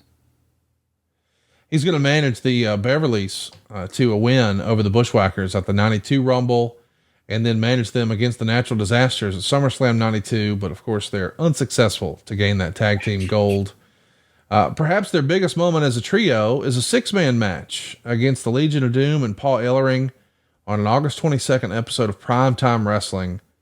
And the Genius's last major appearance at a WWF pay-per-view was managing the Beverly Brothers at the 92 Survivor Series. They're going to team with Money Inc. in a losing effort to the Natural Disasters, the Nasty Boys. And the Genius competes in his last singles match at a house show on November 8th. It's a loss to Virgil. Did it impact Randy when Lanny leaves the company here? I would say yes and no. I think that Randy kind of felt that there were a lot of other people that were working that Lanny was better than. And why couldn't you make room for Lanny? But at the same time, Randy understood the business side of it. Lanny had been around for a while, and there was only so much you could do with him. So it was time for him to go. And who knows what the future holds? He could always come back and we could end up doing some things with him, but it wasn't, Randy got over it quick. It wasn't something that Randy huffed and puffed about. It was, this is happening and here's why. And I think Randy understood. Let's talk about what's next. Of course, we know that Randy is maybe transitioning to be more of a color commentator, and Lanny sort of took issue with the narrative that Randy wanted to do that. He did an interview where he said, quote, "Randy's relegated to being the announcer and he's bored. He's noticing Shawn Michaels is emerging, not just as a tag team wrestler, but as the greatest talent in the business at that time. I remember he calls me at 2 a.m. and he says, 'Can you find me some breakaway champagne bottles?' His plan was to drink to Shawn Michaels' career, pour him a glass, they would drink, they would toast, and then Randy would smash the bottle over Shawn's head, starting a 2-year feud like the Hatfields and the McCoys, ending at WrestleMania where Shawn loses his hair if he loses the match, and Randy retires to the announcing table if he loses. They would have had the greatest match ever in the history of wrestling, and Randy retires. So what happens? Pat says, Randy, we're having a youth movement, and the best thing you can do is stay on the microphone. That's when he decided to go to WCW. Randy had planned to pass the torch to Shawn Michaels and lose right in the middle of the ring. I gotta admit, Bruce, I'd never heard that story before, but the way Lanny lays it out, that sounds exciting. I would have been with it. What do you remember of this idea? Well, look, man, here's the thing, and I've said it a million times.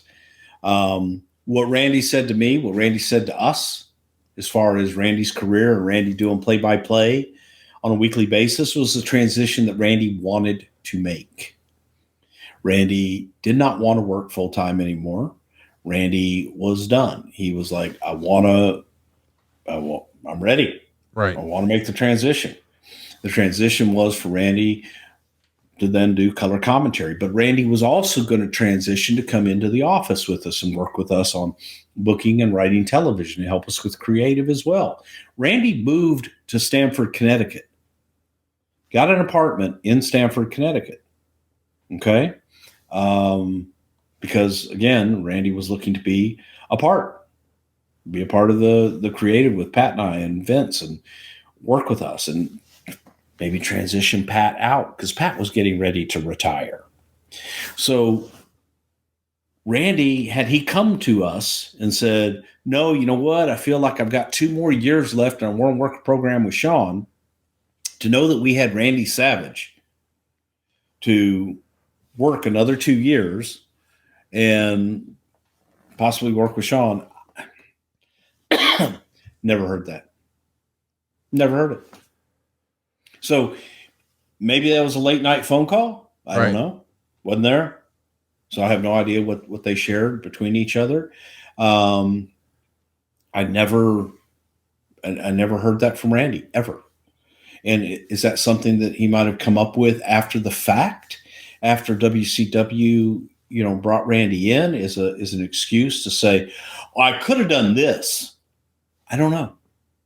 I really, that I don't know. What I do know is the conversations I had with Randy, the conversations I was present for, and trust me, there were a lot of them. Right. About Randy, wanting to make the transition. He was done. Didn't want to be on the road. Every time that leading up to this before, we would call Randy and say, hey, I need you to, so-and-so's not going to be able to make it tonight. It's big house. Can you make this date? Oh, he's going to rely on the vets to come in and save the day. I'm done. I don't want to do this all the time anymore. I'm not a full-time guy. I don't want to do this anymore. Those are the conversations I had with Randy that I can speak to,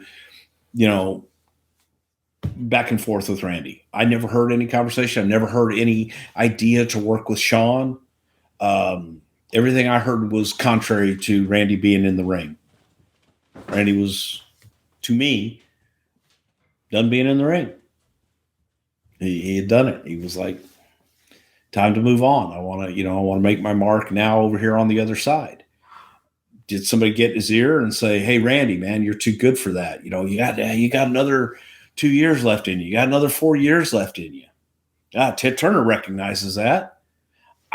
I wasn't privy to those conversations either, so I don't know. But I could imagine those kind of conversations going on.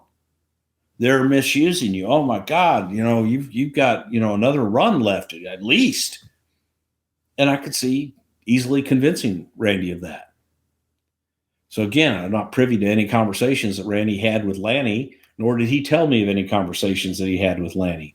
I will tell you this, that in like the podcasts that we have done on Randy and the comments I've made about Randy in the past, Lanny called me and thanked me for giving an illustration of Randy in a positive light, because frankly, 95% of my dealings with Randy, I thought were positive. And I would look to dispel a lot of the things that I saw that just didn't add up with Randy. I saw how he treated Liz in private. I saw how he was in his home. I traveled with the guy. I had those heart-to-hearts with him, man. More than I can count. So, I beg your pardon, Lanny called me and said, hey, thank you for that, because so many people paint a picture of my brother that, he was this misfit. I said, no, he wasn't. He says, no, I know. He goes, I always appreciate the way that you talk about Randy. And there was an opportunity because we had talked about this in our Randy episode. Right. And, never once brought it up ever. And, always thanked me for the way that I've talked about Randy and in other interviews as well. Can't believe this is real, but Wooo Wings, your very own virtual restaurant concept, is now open, and fans can enjoy the legendary flavors and world championship wings by ordering with their Uber Eats or Postmates app. Wooo Wings is now open in Nashville, San Antonio, Jacksonville, as well as Huntsville and Tuscaloosa, right here in Alabama. Many more locations coming soon. As a virtual restaurant, Wooo Wings is looking to partner with existing restaurants in major metro areas. Tell your favorite sports bar or local restaurant you want Wooo Wings in your town, and to visit RicFlairWings.com for more information on how to become a partner. But if you're in Nashville, San Antonio, Jacksonville, Huntsville, or Tuscaloosa, hop on your Uber Eats or Postmates app and look for Wooo Wings and try the only chicken wings worthy of carrying the name of the 16-time world heavyweight champion, Wooo Wings. Be sure to check out RicFlairWings.com to become a partner. Well, the genius pops back up randomly in 1994 to lose to Mabel at a house show in Richmond, Virginia. Man, why bring him back for just one shot? Why have him in the ring against Mabel? Who knows? I had no idea, unless it was just, hey, him looking for a job and wanting to come in, and let's take a look at you and see how you look at a house show. Well, once he leaves the company officially, he's going to wrestle for the next 27 years.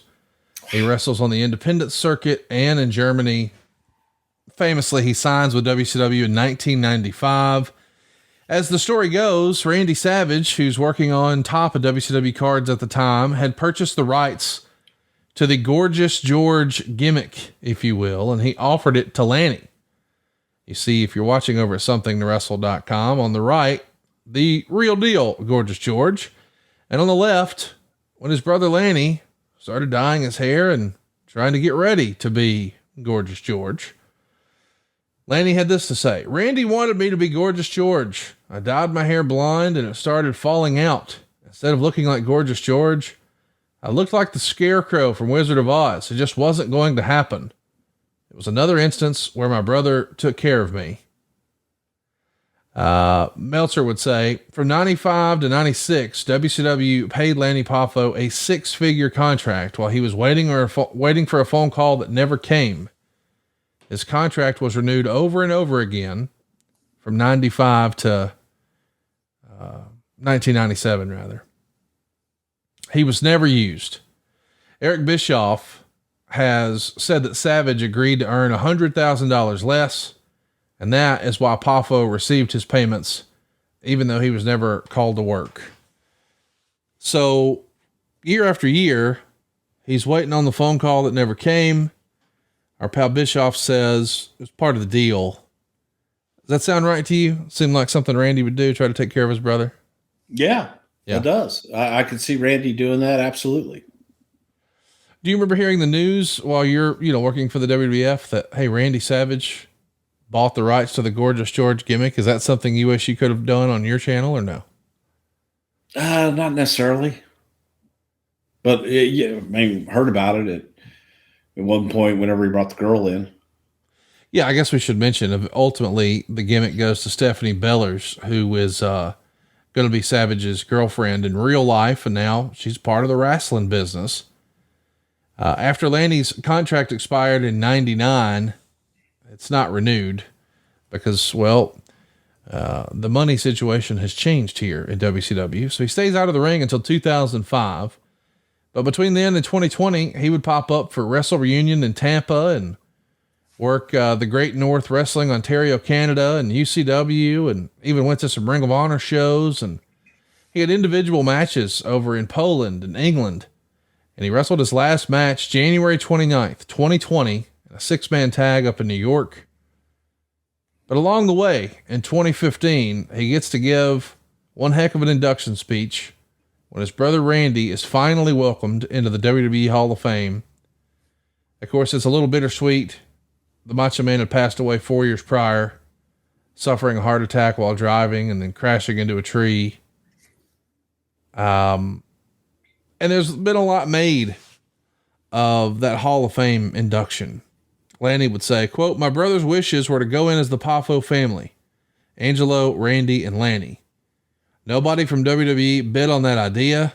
Then I had an epiphany. I told my mom, I'm the older brother now. I have to put Randy in the Hall of Fame. I didn't do it for the WWE. I didn't do it for the Macho Man. I did it for the fans. Without the fans, the sport doesn't exist. Without the fan, nobody exists. Randy's fans had suffered enough. I did it for the fans. I know you weren't with WWE in 2015, but I am curious. Had you heard the whole edict, we all go in together, or is that something that was just within the Poffo family? I heard it after the fact. I don't know. I can't ever remember, hearing that beforehand. So, cause I don't think that would have happened, but, who's to say? I don't know.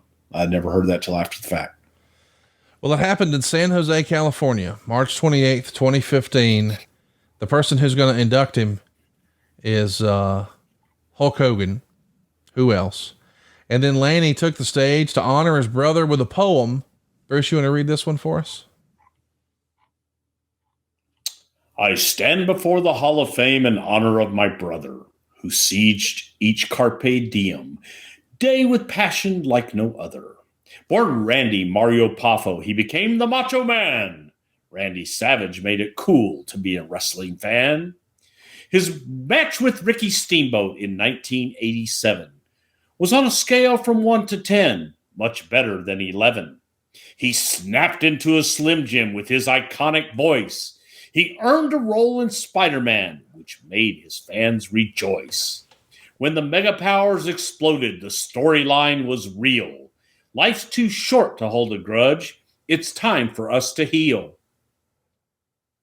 In triumphant jubilation, we celebrate his name. Finally, the Macho Man is in the Hall of Fame. pretty cool, man, to get inducted into the Hall of Fame and your brother do that. It's pretty fun deal. Pretty good stuff. In 2018, he authorized a biographical comic called The Genius Lanny Poffo and started the short-lived Genius Cast over at ProWrestlingStories.com. Lanny's intention, as he made it clear in the first episode, was honoring his brother and correcting misinformation about the Poffo family that had circulated for years. He also set out to thank those that did justice to the family's legacy. Quote, "There are some podcasts out there that do a very, very good job in remembering my brother. Eric Bischoff, Bruce Prichard, those people that knew Randy and actually told the truth about him. I'm very grateful to both of those guys." Lanny even commended your impression of Randy as one of the best. But ultimately, he said the best Macho Man impression probably belonged to Jay Lethal. You take issue with that? Jay Lethal's got a better Macho Man than you? Yeah, not better than me. Certainly not better than Dan Soder. No, Dan Soder's the GOAT.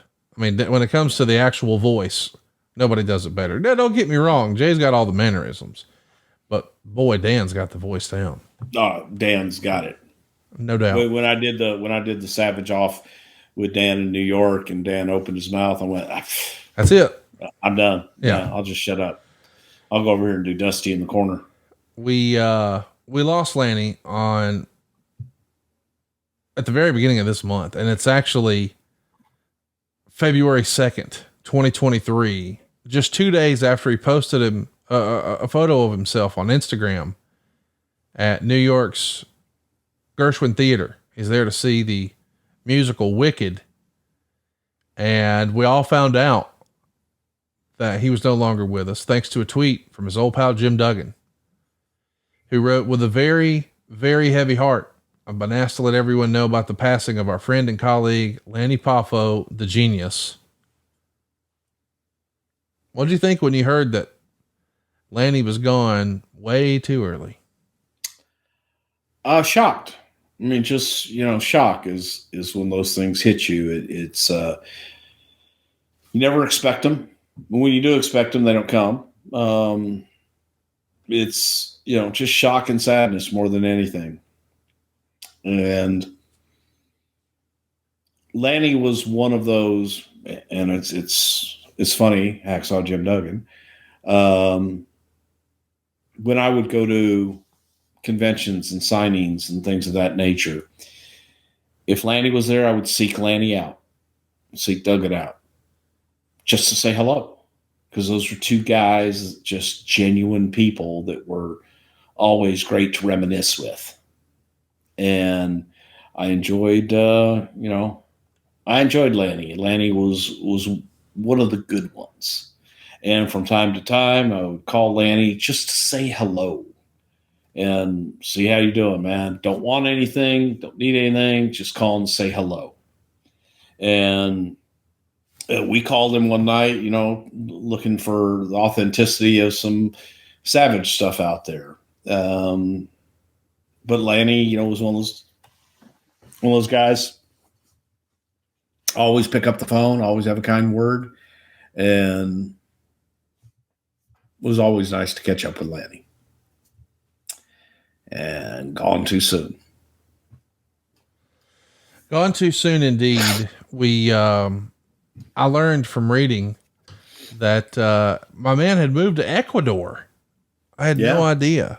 We had him at the first Starcast in Chicago in 2018, but I had no idea that he was in another corner of the world, Ecuador. How about that? I love it. Because Lanny was one of those guys, man, that, people talk about it. I'm going to go get off the grid. I'm going to move to Costa Rica. I'm going to move to Ecuador. Yeah. Lanny just didn't talk about it. He just did it. Right. And, good for him. You know what? Not too near future, I may do the same thing. Just go to Ecuador. Well, I hope you don't do it anytime soon. We got some big plans, but before we talk about those, I thought we should end with another poem. The last episode of the Genius Cast, Lanny talked about how he was trying to bring positivity to the world And he wrote a nice little poem that I think is probably reflective of how Lanny saw the world. Bruce, let's wrap up Lanny here with a poem. Why don't you read this one? I don't know if I can make it through it. You don't think you can take a stab at it? Yeah, last one was a little tough for me. I've searched for the definition of a little word called friend and looked through the dictionary where the F's begin and end. I agree with Noah Webster and all he has to say, but this is how I'd put it if I ever had my way. A friend is a God-given blessing, as rare as a precious stone, who loves you not for your riches, but just for yourself alone. He's the one who shares in your laughter and in sadness spurs you on. He's the guy who sticks like plaster when the rest have turned and gone. He'll give you faith when it's lacking and the courage to forge ahead and the reason to go on living when sometimes you wish you were dead. Your acquaintances may be many as you near life's journey's end, but it's a paltry number who could stand the test of a friend. And since I have no gold to give, it's love alone that must make amends. And all I ask is while I live, God, make me worthy of my friends. That was pretty awesome. Very. That sums it up. Lanny Poffo, man, gone way, way, way too soon. I'm glad we got to celebrate his memory today. We do have a handful of fan questions I want to rifle through, but I hope everybody will go check out some of those fun genius moments. John, and they were. John wants to know, where did Lanny get his Frisbees? Lanny's Frisbees. Or us? No, just Lanny's Frisbees. Oh, okay. Yeah. Ari Rosenbaum wants to know, why was Lanny phased out? It was a place in Singapore. Lanny's Frisbees. Yeah. Buy them in bulk. Sure. You had to. Yeah. Had to. Ari wants to know, why was Lanny phased out in favor of the Brain as Mr. Perfect's second? I think that, at that point, we'd kind of done all we had or really could do with the Genius and Perfect, and looking to do something different with Perfect. Gennaro wants to know, who do you think he had the best chemistry with as a manager? Perfect. Yeah, I would agree. Yeah, Perfect by far. And again, it was Lanny embraced that role. Lanny was, in many ways, the straight man in that regard, but yet Kurt was the straight man. You know what I mean? Yes. It was, they were a good pair. Plating the Dragon says, who did Lanny like in the locker room and who did he not like? What did the other guys think of him? Did he travel with his brother during his time in the WWF? Did Vince ever consider them in a program against each other? So lots of questions here from Plating the Dragon.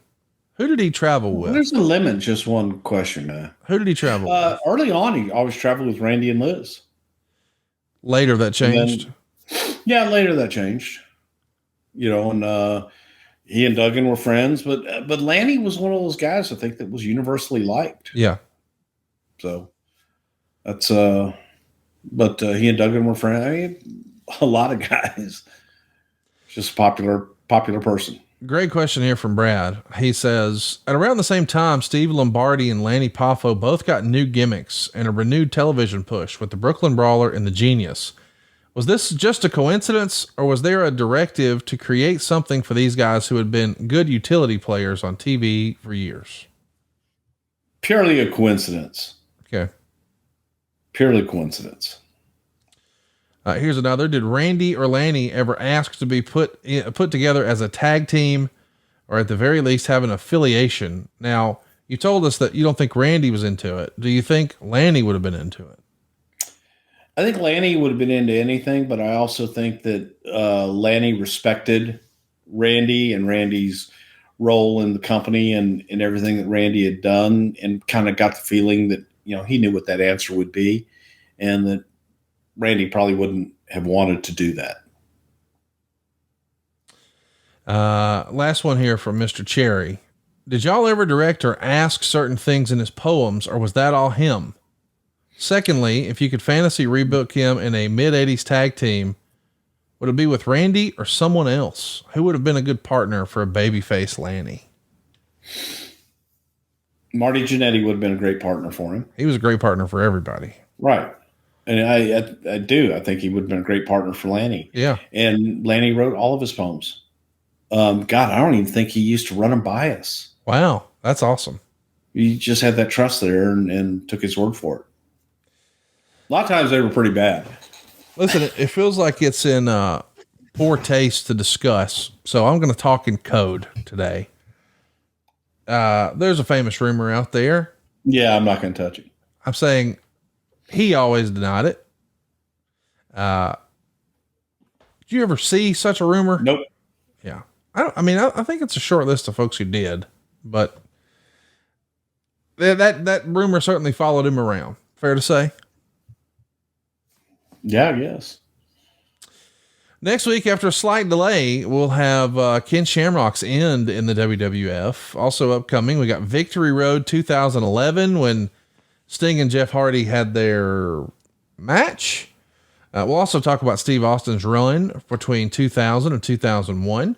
We'll be talking about WrestleMania 24 with Edge and The Undertaker, and of course, Ric Flair's last match against Shawn Michaels. And that's the show where Floyd Mayweather came into the company to work against Big Show. You get all these shows early and ad-free over at AdFreeShows.com. And there you'll see an exclusive interview with Gary Juster, a name you've probably heard a lot on our podcast. But how many Gary Juster interviews have you heard? We got one of the only ones available over at AdFreeShows.com. We also sat down with a member of wrestling royalty, David Crockett, as we discuss the genius ideas of Dusty Rhodes and the perfect penmanship of J.J. Dillon, all from his brother's books, as we break down 1985. January's already posted. We're posting February now, and March is in the can. We're going episodically, month by month, through a program we call The Book. And by the way, if your business targets 25 to 54-year-old men, there's no better place to advertise than right here on Something to Wrestle With. You've heard us do ads for some of the same companies for years. Why is that? Well, because it works. With our super targeted audience, there's very little waste.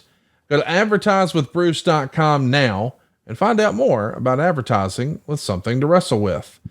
I would love to have your interactions. If you've got questions about Ken Shamrock or anything else, it's at Prichard Show on Twitter and Instagram, Something to Wrestle over on Facebook. And the best way to support the show is one of these two.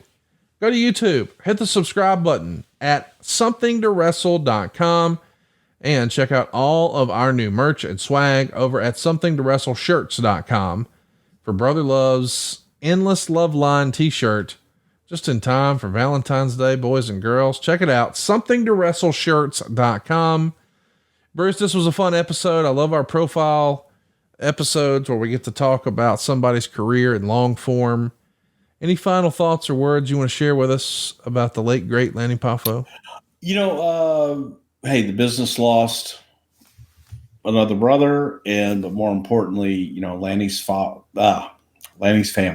Yeah. Lost father and husband, and to them, our condolences. And again, it's always, it's hard, and it makes me realize I'm getting old. I'm getting old, man, and just never easy. So Godspeed, Lanny, and see you on the other side. And we'll see you guys next week right here on Something to Wrestle With. Bruce Prichard. Rock on.